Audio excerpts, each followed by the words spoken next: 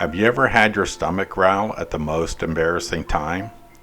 Peristalsis is the contraction and relaxation of muscles in the digestive tract that moves food, fluids, and air through the stomach and intestines.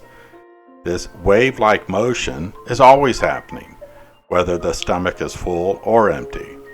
But when the stomach is empty, you really hear these sounds called borborygmi. File this under cool things to know.